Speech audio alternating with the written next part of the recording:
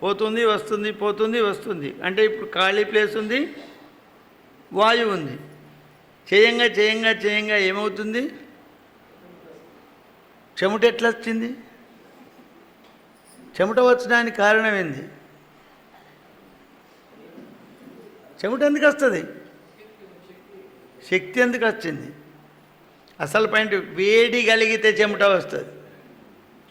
శరీరంలో వేడి పుడుతుంది, శరీరంలో వేడి పుడుతుంది. ఆ వేడిని చల్లార్చడానికి చెమట పుడుతుంది. చెమట వట్టిగా రాదు, వేడి వల్ల చెమట వస్తుంది. ఆకాశంతో ఉన్నది కనుక వాయువు లోపలికి పోయింది, వాయువు లోపలికి తెలివి వస్తుంది కనుక అగ్ని పుట్టింది, అగ్ని వల్ల చెమట వచ్చింది కనుక నీళ్లు పుట్టినాయి. ఈ నీళ్ళు అట్నే ఆరిపోతే శరీరంతో మైల తయారవుతుంది, మట్టి తయారవుతుంది. అవునా కాదా? చూసుకుందాం, అక్కడ చెప్పింది ఇక్కడ జరుగుతుందా లేదా?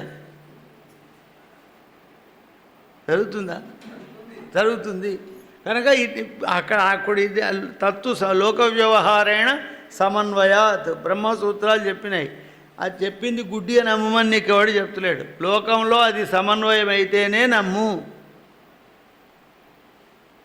చక్కెర తీయగుంటుంది, తీయగుంటుంది, ఉండది ఉంటుంది, ఉండది ఉండది. అప్పుడేం చేశారు? ఓ చెంచాడు చక్కెర తీసి ఉండది అన్నోని నోట్లో పోయాలి.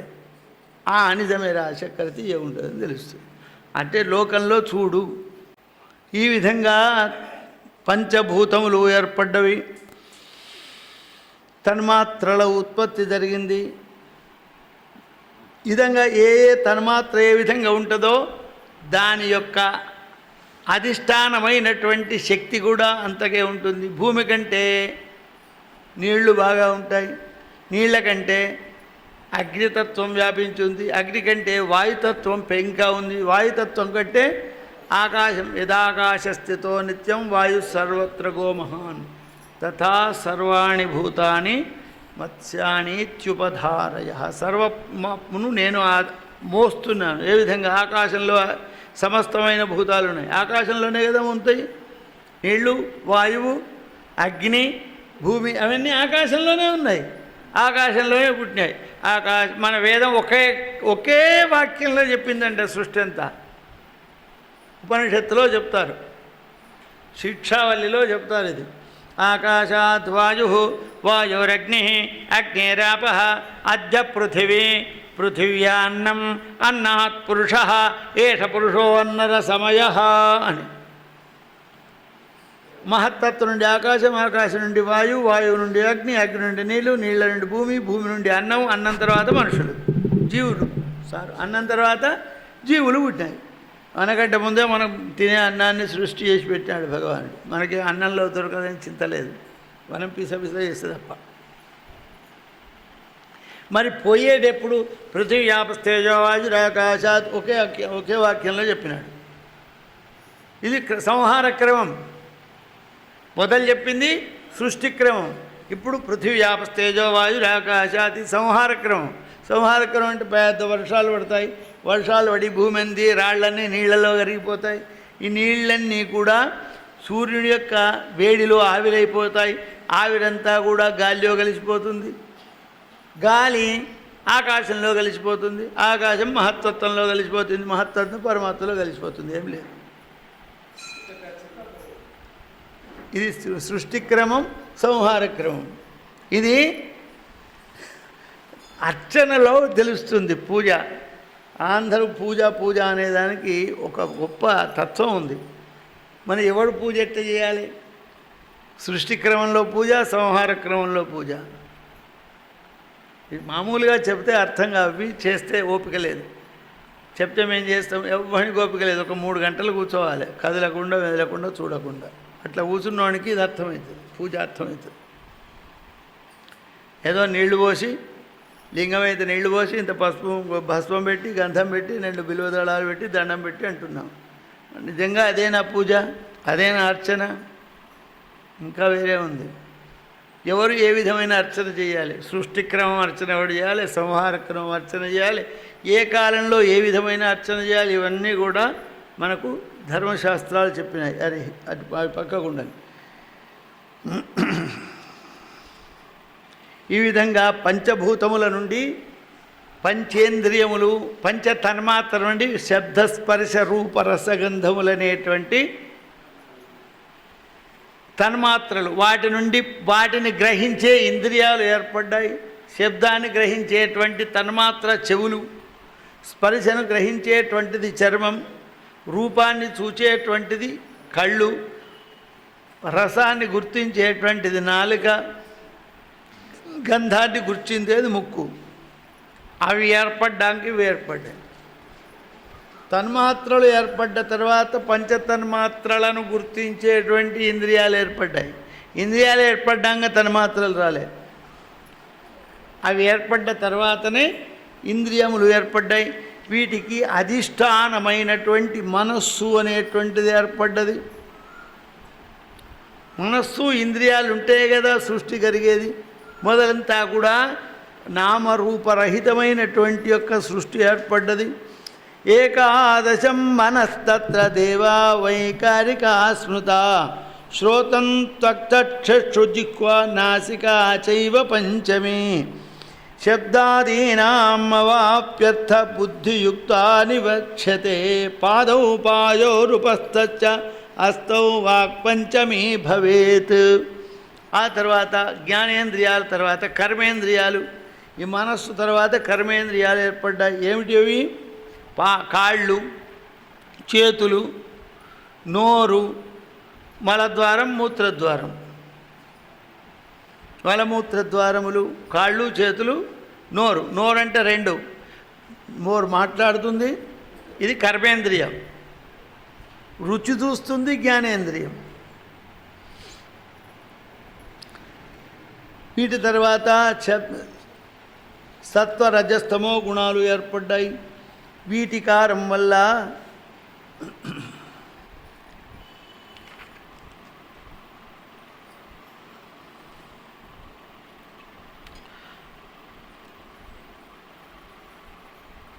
వీటికన్నీ అధిష్టాన దేవతలు ఏర్పడ్డాయి.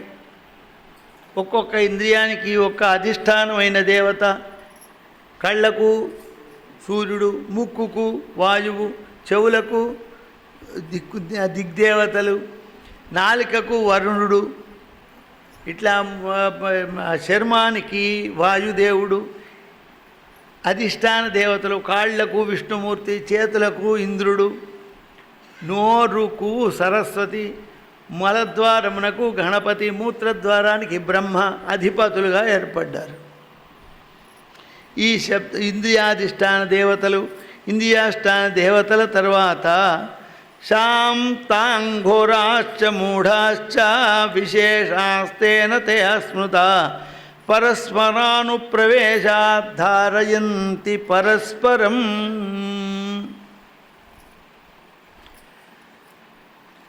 దీని వలన ఇంద్రియగ్రాహ్యములైనటువంటి విశేషముల పేర్లు ఏర్పడ్డాయి, విశేషములు ఏర్పడ్డాయి. భూతేభ్యో దండ మహాబుద్ధే బృహత్తుదకే శయం. ఇదంతా కూడా పెద్ద నీళ్లుగా మారింది. ఆ నీళ్ల లోపల ఒక అండం, నీళ్ళ యావత్ భూమండలం, యావత్ బ్రహ్మాండం. ఎవరైనా కొంతమంది చెప్తారు, మీరంతా భూమిని బల్లపరుపుగా ఈ టేబుల్ ఉన్నట్టున్నది, అంచుకు పోతే కిందికి పడిపోతావు, మధ్యలో ఉండు అని మీ భారతీయులు చెప్పిండ్రని కొంతమంది చెప్తున్నారు. కానీ భారతీయులు ఎప్పుడూ కూడా ఈ విషయం చెప్పలే. బ్రహ్మాండం అన్నారు. అండం అంటే ఎట్లా ఉంటుంది? టేబుల్ తిరిగి ఉంటుందా? వుడ్ ఎట్లా ఉంటుంది? టేబుల్ తిరిగి ఉండదు కదా. భూగోళం, ఖగోళం, చంద్రగోళం. ఏ పురాణంలో ఏ శాస్త్రంలో గోళం అనే చెప్పింది. అంటే గోళాకారంగా ఉంటుంది. ఇప్పటికి కూడా బ్రిటన్లో కొంతమంది భూమి బల్లపరుపుగా ఉన్నదని దృఢంగా విశ్వాసం కలిగిన వాళ్ళు ఉన్నారు. వాళ్ళు సైన్స్ నమ్మరు, వాళ్ళ పుస్తకం చెప్పిందే నమ్ముతారు. వాళ్ళ పుస్తకంలో ఏముంది? భూమి టేబుల్ వలె ఉంది అని ఉంది. ఈ టేబుల్ వలె ఉన్నది అంటే కొనకపోతే పడిపోవుడే కదా. మునగపోతే పడిపోవుడే కదా అని వాళ్ళు ఇప్పటికే అనుకుంటున్నారు. అది వాళ్ళు ఇంత జ్ఞానాన్ని కూడా గుర్తించలేనటువంటి స్థితిలో ఉన్నారన్నమాట.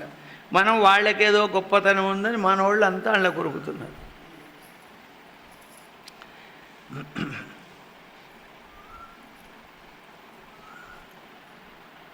ఎప్పటికైతే ఈ పదార్థములన్నీ వేరువేరుగా ఉన్నాయో అప్పుడు ప్రజా సృష్టి అనేటువంటిది కలగలేదు. ఎప్పుడైతే ప్రజా సృష్టి కలగాలనో అప్పుడు అండములు ఏర్పడ్డాయి. ఆ అండముల వల్ల సప్తద్వీపాలు, పర్వతములు, సూర్యుడు, నక్షత్రములు, చంద్రులు ఇవన్నీ కూడా ఏర్పడ్డాయి. దేవి భాగవతంలో ఒక కథ ఉంది. బ్రహ్మ విష్ణు మహేశ్వరులకు ఇంద్రుడు మొదలైన దేవతలు నలుగురు. ఎవర్రా మనల్ని సృష్టించింది, మనం ఏం చేయాలి, ఏం తోయడం లేదని ఒకళ్ళనొకళ్ళు కలుసుకొని ఈ నలుగురు ఎవరు, బ్రహ్మ విష్ణు మహేశ్వరుడు ఇంద్రుడు కలిసి బ్రహ్మాండం దగ్గరికి వెళ్ళి పై మొత్తం బ్రహ్మాండం ఇప్పటికి కూడా ఉన్నది. బ్రహ్మాండం ఈ సృష్టి అంతా కనబడేది ఎంత, ఓ పావులవంతం చెప్తున్నారు. మిగతా భారాన కనబడకుండా ఉన్నది. ఇప్పుడు మనం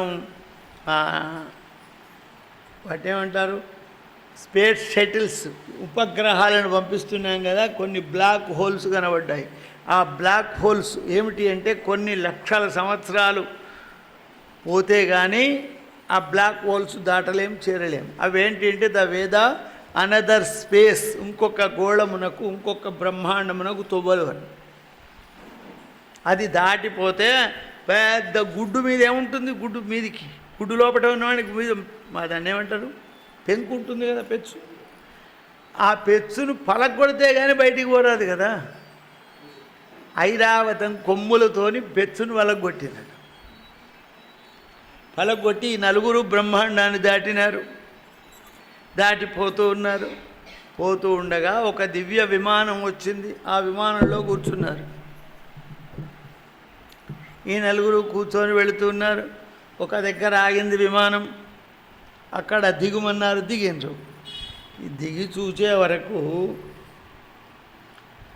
అనేక మంది బ్రహ్మ విష్ణు మహేశ్వరులు లైన్లో నిలబడ్డారు. నువ్వెవరయ్యా? నేను బ్రహ్మదేవుడు. అవు నేను కూడా బ్రహ్మదేవుడిని. నువ్వెవరు? నేను శంకరుణ్ణి. నేను శంకరుణ్ణి. నువ్వెవరు? నేను విష్ణుమూర్తిని. నేను విష్ణుమూర్తిని. మీరెక్కడి నుంచి వచ్చారు? మీరెక్కడి నుంచి వచ్చారు? మేము ఈ గోళ్ళ నుంచి వచ్చాం, మేము ఈ గోళ్ళ నుంచి వచ్చినాం అని చెప్పుకుంటున్నారు. అందరు వరుస క్రమంలో వెళితే అప్పుడు ఆ పరాభట్టారిక రాజరాజేశ్వరి లలితా మహాత్రిపుర సుందరి దేవి దర్శనం కలిగిందని దేవి భాగవతంలో ఉంది, బ్రహ్మాండ పురాణంలో కూడా ఉంది. అప్పుడు ఆ అమ్మవారి యొక్క దివ్య అనుగ్రహంతో జ్ఞానవంతులై వాళ్లకు శక్తిని ప్రసాదించిందట. ఆ శక్తే బ్రహ్మకు సరస్వతి, లక్ష్మికి విష్ణువు, శివునికి గౌరీ, ఇంద్రునికి శచి. వీళ్ళనిచ్చి పంపిస్తే వీళ్ళు మీకు తోడుగా ఉంటారంటే వాళ్ళు వచ్చి బ్రహ్మాండంలో సృష్టి చేసినారని చెబుతుంది. అదే శక్తి ఈ బ్రహ్మాండ పురాణంలో ఒక రకంగా ఉంది. వీళ్ళు బ్రహ్మాండాన్ని దాటిన తరువాత ఎవరి యొక్క భావం ఏ విధంగా ఉంటే అన్నీ ఒక్క దగ్గరికి చేరుతాయండి కొద్దిగా మనం ఆలోచిస్తే. ఈ బ్రహ్మ విష్ణు మహేశ్వరుడు ఇంద్రుడు కలిసి బ్రహ్మాండాన్ని దాటేందుకు రెండు సేమ్. దాటిన తర్వాత ఒక విమానం వచ్చి వీళ్ళను గోలోకానికి తీసుకొని వెళ్ళింది అని. ఆ గోలోకంలో రాధాకృష్ణులు ఉన్నారు. ఆ కృష్ణుడి దగ్గర అనేక మంది బ్రహ్మ విష్ణు మహేశ్వరులు ఉన్నారు. ఆ కృష్ణుడు వీళ్లను సృష్టి చేయమన్నాడు అని చెప్పబడ్డది. ఇంకొక దగ్గర ఏం చెప్పబడ్డదంటే అనేకమైన చదివితే కానీ మనకు సమన్వయం కాదు.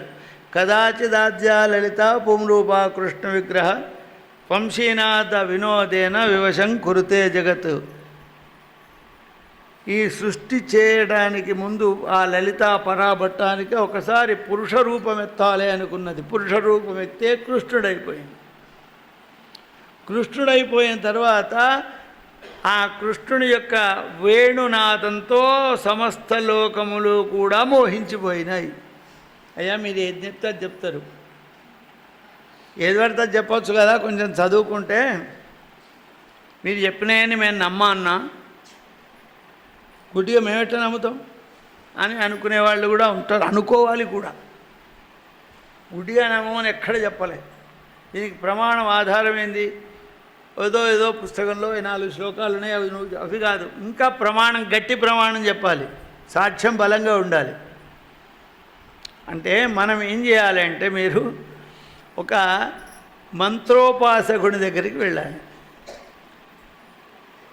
వాడు పూర్ణ దీక్ష కలిగిన వాడై ఉండాలి, సమస్త మంత్రములను తెలుసుకున్నవాడై ఉండాలి. వాడు మాత్రమే ఈ ప్రశ్నకు సమాధానం చెప్తాడు. ఏమిటంటే, ప్రతి మంత్రానికి ఒక బీజాక్షరం ఉంటుంది. ఈ శివ మంత్రం ఉందనుకోండి, ఒక బీజాక్షరం ఉంటుంది. రామ మంత్రం ఉంది, ఒక బీజాక్షరం ఉంటుంది. నారాయణ మంత్రం ఉంది, ఒక బీజాక్షరం ఉంటుంది. అమ్మవారి మంత్రం ఉంది, ఒక బీజాక్షరం ఉంటుంది. ఇందులో పురుషాక్షరాలు, స్త్రీ అక్షరాలని కొన్ని ఉంటాయి. మా బీజాక్షరాల్లో పురుష బీజాక్షరాలు, స్త్రీ బీజాక్షరాలు అని ఉంటాయి. ఇలా రామ మంత్రానికి కానీ, శివ మంత్రానికి కానీ, నారాయణ మంత్రానికి కానీ పురుష బీజాక్షరాలే ఉన్నాయి. కానీ కృష్ణ మంత్రమునకు ఏ బీజాక్షరం ఉందో అది ఆ పరదేవత శ్రీ విద్యా మంత్రమునకు అదే బీజాక్షరం ఉంది. శ్రీ విద్యా మంత్రమునకు, అమ్మవారి యొక్క మహామంత్రానికి ఏ బీజాక్షరం ఉందో కృష్ణ మంత్రానికి అదే బీజాక్షరం ఉంది. ఆ బీజాక్షరం శివమంత్రంలో లేదు, రామ మంత్రంలో లేదు, నారాయణ మంత్రంలో లేదు, ఏ మంత్రంలో లేదు. మేము సమస్తమైన షడామ్నాయములనేటువంటి మంత్రాలందరినీ కూడా మేము అనుష్ఠానం చేస్తాం కనుక మాకు తెలుసు.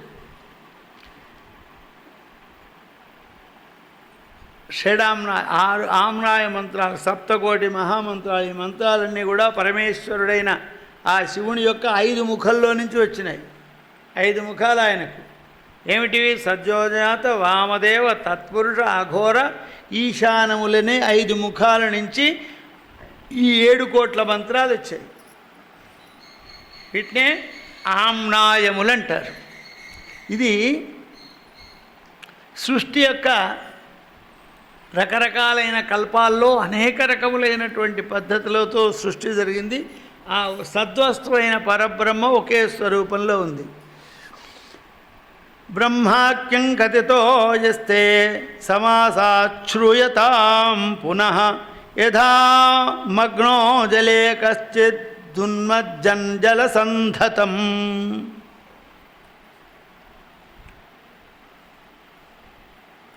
సమస్తమైన ఈ సృష్టి కూడా బ్రహ్మ సంఘికమనేటువంటి పురుషునితో ఏర్పాటైంది.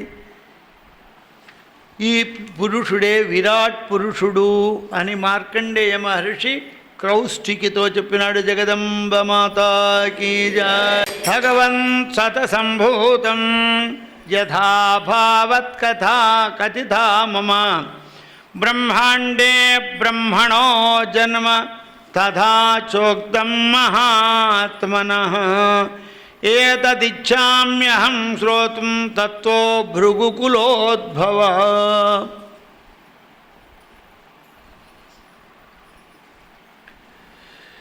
క్రౌష్టిక్ అడుగుతున్నాడు, భగవాన్ మీ అండముల ఉత్పత్తి బ్రహ్మాండం ఏర్పాటని చెప్పినారు, బ్రహ్మ యొక్క జన్మ చెప్పినారు. ప్రళయంలో సమస్త సంహారమైపోయిన తర్వాత ఏ విధంగా పెద్ద చిమ్మ చీకటి ఏర్పడుతుంది. లోకంబులు లోకేషు సులోకస్తులు తెగిన పిదప అలోకం బగు పిదప ఏకాకృతి వెలుగు నెవడు. గజేంద్ర మోక్షంలో గజేంద్రునితో అనిపిస్తాడు పోతనామాత్యుడు.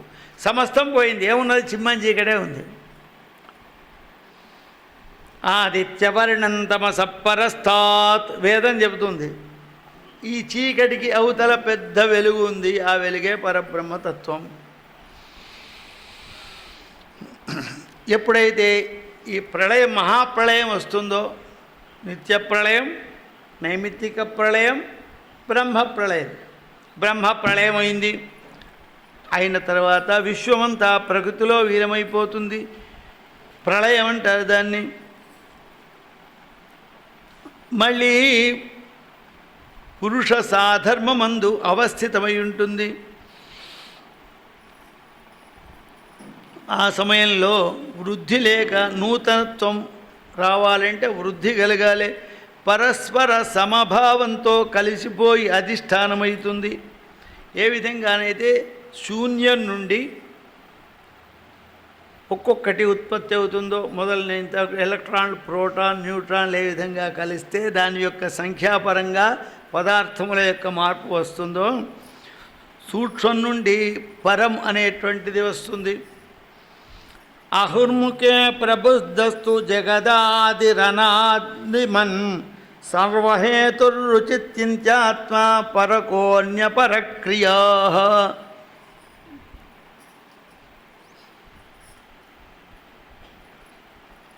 సమస్తమైన ప్రకృతి అవ్యక్తమైన పరబ్రహ్మ వల్ల ఏర్పడుతుంది.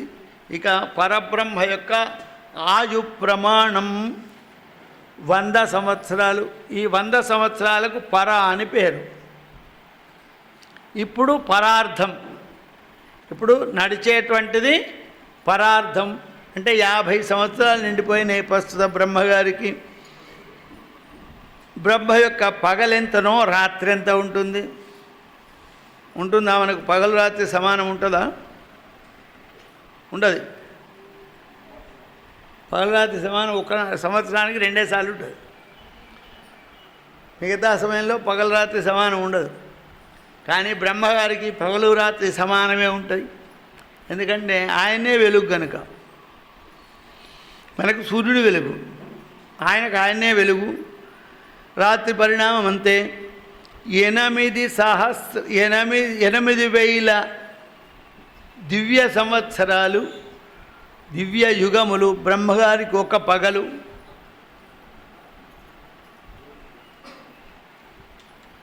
ఈ పరిణామము బ్రహ్మ ఒక పగలైతే అంతొక్కటైతే రాత్రి. ఆ విధంగా అవి 330 అయితే నెల, ఆ 12 నెలలైతే 360 రోజులైతే బ్రహ్మగారికి ఒక సంవత్సరం. ఆ సంవత్సరములు 100 అయితే బ్రహ్మగారికి ఆయుస్సు. ఇది బ్రహ్మ యొక్క పరిణామం. బ్రహ్మకు 100 సంవత్సరాలు కలిస్తే విష్ణువుకు కంటిరెప్పపాటు. ఆయన ఒక్క కన్ను మూస్తే తెరిస్తే బ్రహ్మ 100 బ్రహ్మలు వెళ్ళిపోతాయి. అందుకే భాగవతంలో మొదటి పద్యంలో చెప్తాడు, శ్రీ కైవల్య పదంబుజేరుటకునై చింతించదం లోకరక్షైకారంభకు భక్తపాలన కళా సంరంభకున్ దానవోద్రేక స్తంభకు. ఇక్కడి నుంచి అర్థం వేరే. కేళిలోల విసద్యుగ్ధాల సంభూత నానా కంజాంత భవాండ కుంభకు మహా నందంగనాడింభకున్